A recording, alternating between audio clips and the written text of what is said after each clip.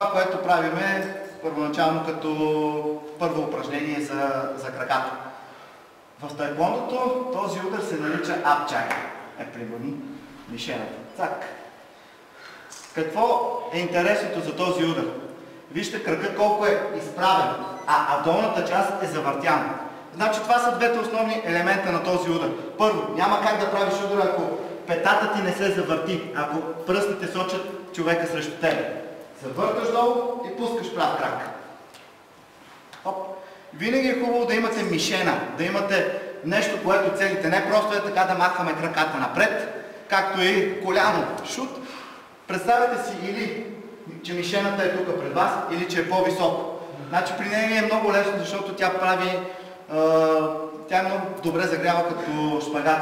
Значи при нея мога да го вдигна и горе, няма да има никакъв проблем да го направи, защото знае как да изпълни движението, знае как да вдигне кръка нагоре, така че да не й бъде трудно. Ако искаш на пунда ще ни пусне.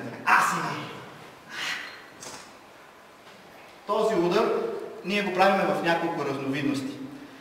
Ако краката са един до друг, пускаме напред, пускаме назад. Това е супер лесно и когато се прави в спаринг. Спаринг какво означава? Един срещу друг сме с човека, когато сме в близка дистанция. Нямаме време да правим крачки един срещу друг или настрани. Директно с предното кръче. Хоп!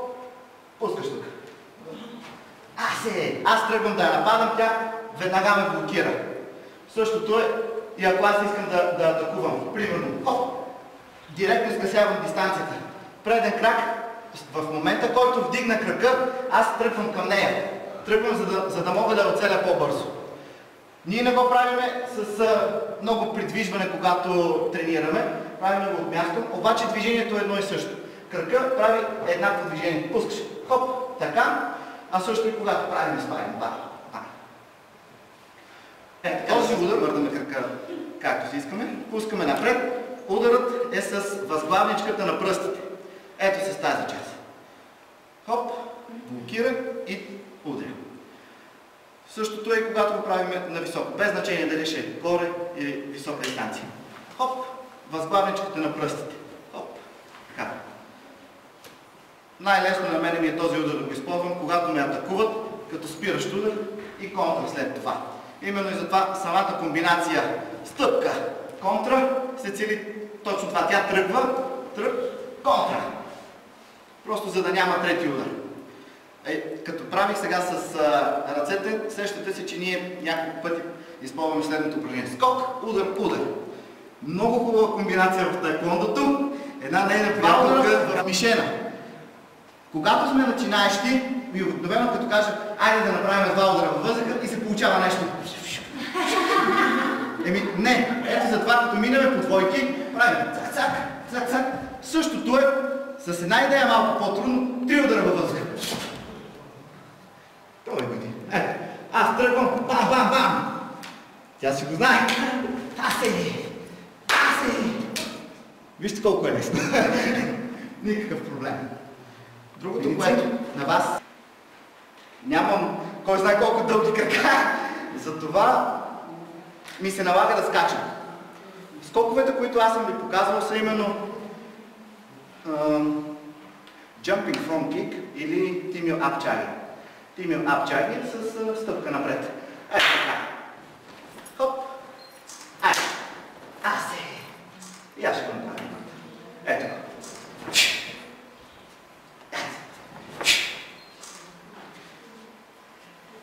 Какво е лесното на този удар? Пускаме.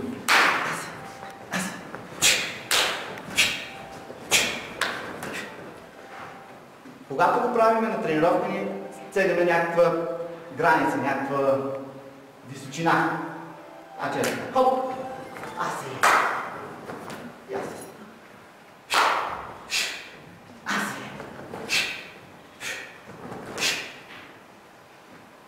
Когато е на място, краката.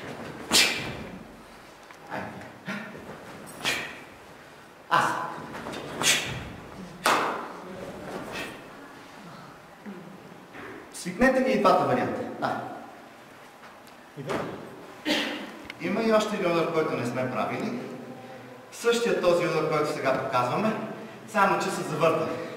Въртим, ритъм. Пробуй. Аз съм бек? Да. Асе! Аз. И. Асе! Аз. Това е, да кажем, една идея по-сложна за черен план. Следващия удар и в тая бото, и в тая клонито. Долу черен, за долу черен. Ето така. С вътрешно. По този начин силата, която притежава този удар, се концентрира в една точка. И когато се направи максимално рязко, без значение дали е пирамида или някаква дъска, тя просто се пречупва на две.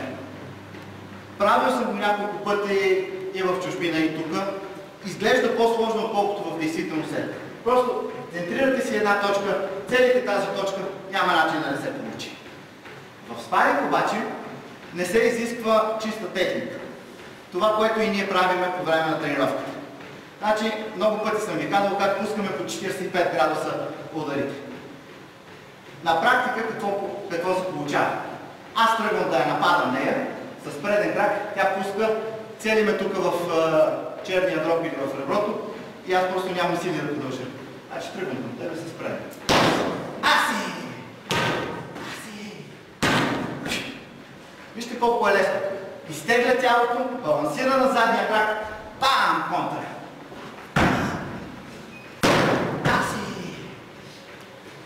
Това същото го правим и ние, само че с малко по-интензивност и бързина. Правим 10 бързи.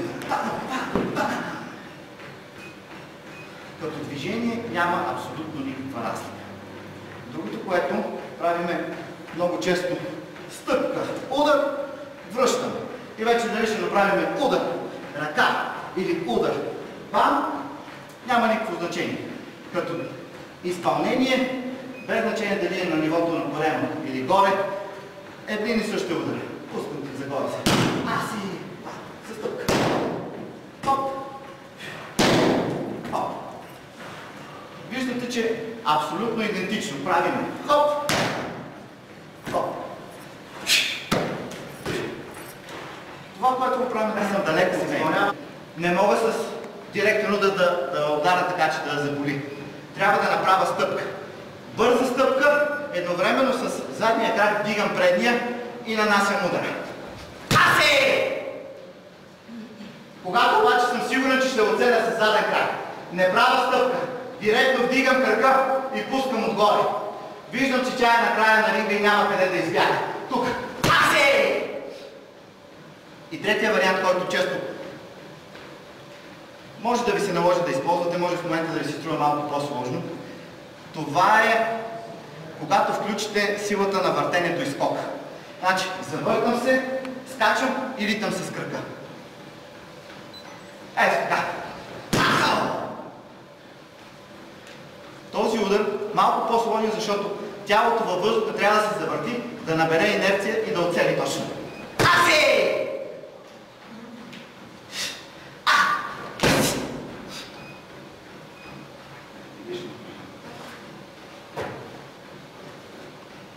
Също сега ще направи и леви. Горе-долу. Да, първо се зад. Аси! Бам! Виждате как целият крак идва и реже.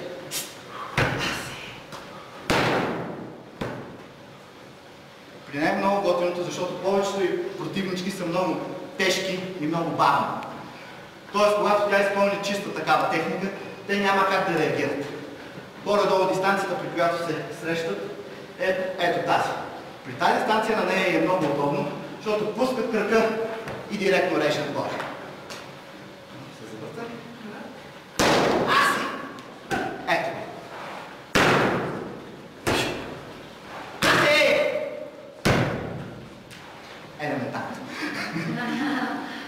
Един удар, на който малко наблягаме в нашите тренировки, лесно и елементарно. Резеца е водещ, резеца или петата. Дигаш, преден крак пуска.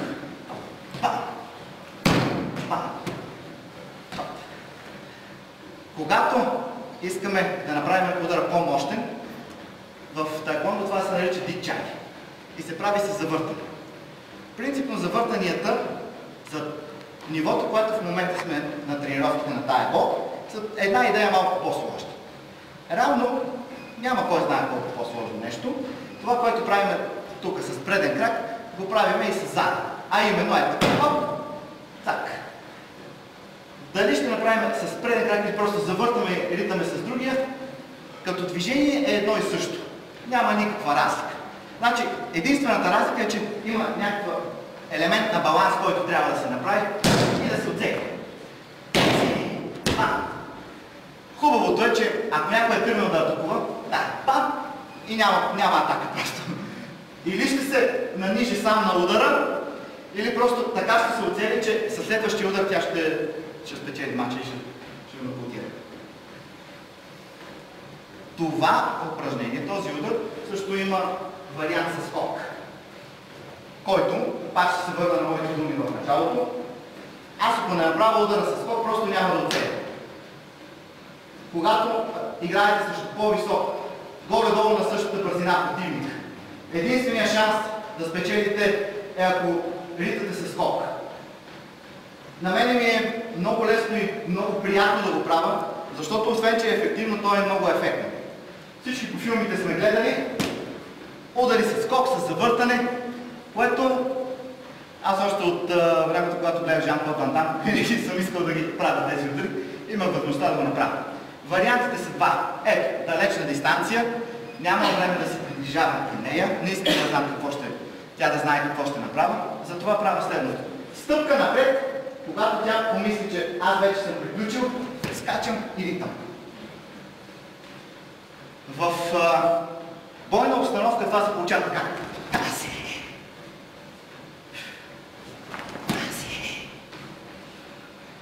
А ако няма много време или искам да съм максимално бърз, скачам, завъртам се във въздуха и ритам с другия крак. Ето така. Просто стъпката, която правя тук предварително, аз се правя във въздуха.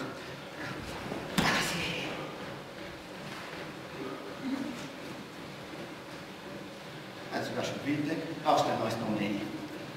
Те е по-удобно.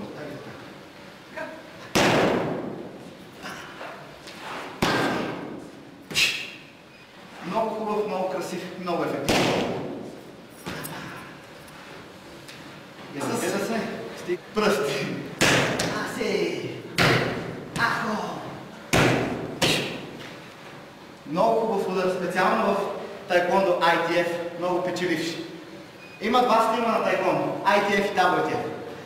В WTF, който е олимпийското тайкондо, този удар не се използва много, защото там са с каски и ризници. И са с електронно отчитане. Когато се направи този удар, влиза винаги в каската, но не винаги сензорите отчитат, че е направен удар. Хоп, докато при тайкондо ITF има човешкия фактор. Там оценяват съдиите. Там тръгваш и целиш. Този удар не го правим много често по време на тренировката, защото е малко по-сложен. Значи, какво е важното? Важното е да се направи или стъпка, или да се намери баланс.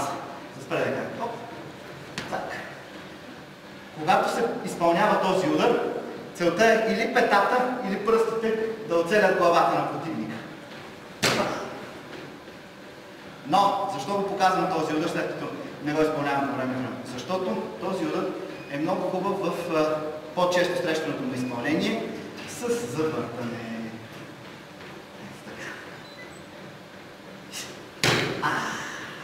Другата? Да. Ето я ще направя някакъв.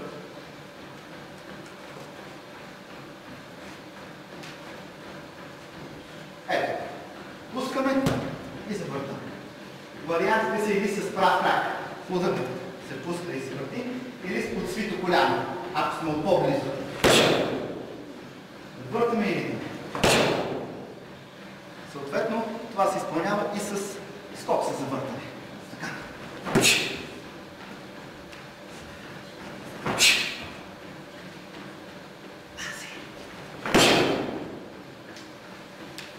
Последният удар, който ще покажем, е така наречения невечание. Това пък си е абсолютно на английски X-kick. Удар прави. Много любим мой удар. Спомням си един финал, който спечелих още в първия рунд с правилно изпълнен този удар. Как се прави? Значи, лапата се държи ето така, ударът се вдига максимално крака нагоре и лежи надолу. Ахо! Силно.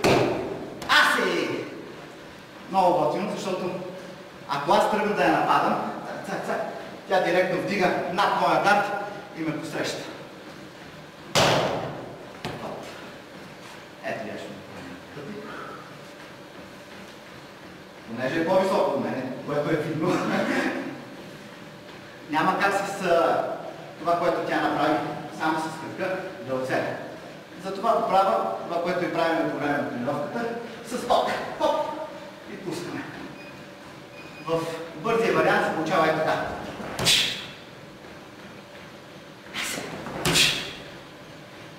Или с завъртане, което е по-рядко срещана част. Това са 4-5 основни таеквондо удара, които исках да ги направим така заедно с Елена, защото когато ги правим по време на тренировката, няма как да ви покажа това, което искам тук реално в една спортна ситуация, когато се изисква чиста техника, да се приложи. В тая бото не търсиме чиста техника. Не търсиме чисто изпълнение удара. Това, което корейците искат да видят примерно от мен и нея за изпита за черен план. Обаче, от чисто, даже и културна гледна точка, винаги е добре да знаем откъде са дошли тези удари. Ще започна и ще завърша с това, което казах в началото. Всички тези неща, които правим по време на тренировката като комплекс от удари с крака, идват именно от таеквондото. И надявам се да ви е било интересно това, което ще кажа.